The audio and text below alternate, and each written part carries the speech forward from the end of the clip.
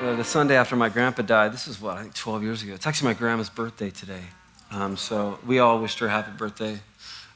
Not saying we all remembered, but we all wished her happy birthday because one of our aunts texted us all and said, it's her birthday. We're like, all right, yeah. The matriarch. But it's her birthday, but her husband, my grandpa, died, I think about 12 years ago. And the Sunday after my grandpa died, my dad got up and preached one of the best messages of his life. Just because it was just straight, just raw from the heart. And he said this phrase, and it stuck with me, and I actually use this a lot when we open up worship sessions when we go on tour. But it goes like this. This is literally a week after my grandpa dies, of cancer, which is like a below-the-belt punch from the devil, especially for my dad, because he hates cancer. He says this, in heaven, I want you to get this picture as I'm reading this. In heaven, there won't be any pain, confusion, or loss, right? We'll be able to see clear. So I embrace my moment of pain now and give him praise in the midst of it. Because that's an offering I'll never have a chance to give him in heaven. And if you think about that, that really could change your life and how we perceive life and how we perceive daily circumstance. Because that's an offering I'll never have a chance to give him in heaven. Because when we're in heaven, we're going to see things as they are. We're going to see him face to face. All the confusion, everything's going to make sense, and it's going to be obvious. Therefore, it's not going to cost us anything. We will have arrived, like that song says, we will arrive on eternity's shore. But we have an opportunity. Every moment is an opportunity to give God something you'll never again be able to give him. Because each scenario gives us an opportunity to offer God something. Each moment is different and is an opportunity to give God something in worship. Our worship, our surrender, our bowing down, our kissing his feet, all of those things that we do, our submission to his greatness, our worship clears the airways so we can hear and see again.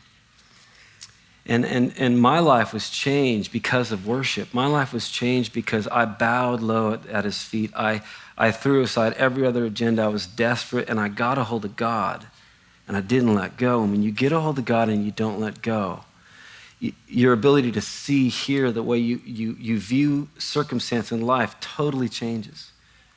The cloudy goes away. What worship does, when we worship, when we surrender, when we bow low, when we worship, we pull armies from another realm into battle array.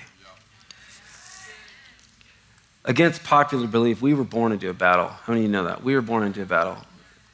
You know, like, I don't know about you, but like, there are certain days, not just with circumstance, but mental, like a mental battle for your joy, for your peace. We are born into a spiritual realm where there's forces of evil against forces of good, constantly battling for your soul. We were born into that battle.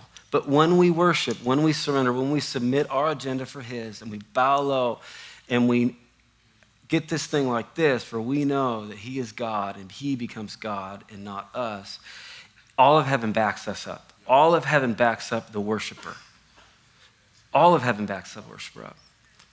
You should be the most confident person walking this earth because all of heaven backs you up when you're in right relationship with God. When we approach every day with this mindset, all the confusion starts to make sense. Our jobs make sense. Some of you are in jobs that you absolutely hate, right? You hate it, right? Get a hold of God, let him change your perspective, and I promise you, you'll learn how to deal with those things. The hard stuff makes sense. The good stuff makes sense. The silence, the mystery, etc., and so on. It all starts to make sense, and everything we face in life, instead of being a problem, becomes an opportunity to offer God something in worship. It takes big faith to trust and truly worship God. It takes everything in us to worship him.